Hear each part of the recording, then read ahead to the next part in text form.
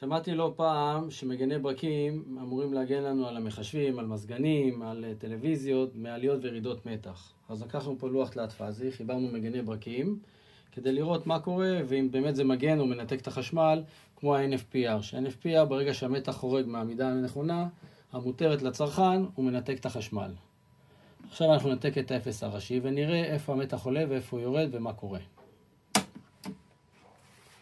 אנחנו רואים פה שהנורה הזאת מקבלת כבר 400 וולט, והיא בטח עוד רגע תישרף. והנורה הזאת דולקת ממש חלש עם 42 וולט, שזה מאוד מאוד לא בריא. אנחנו כבר רואים פה כל מיני תופעות שמתחילות על הנורה הזאת.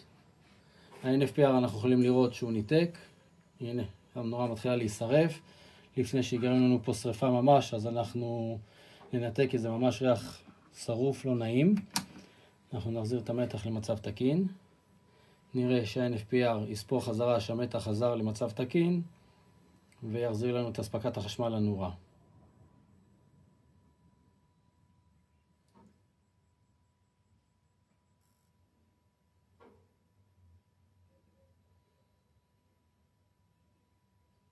הוא כבר יחבר אותנו שהכל תקין, הכל חזר לעבוד בלי נזק.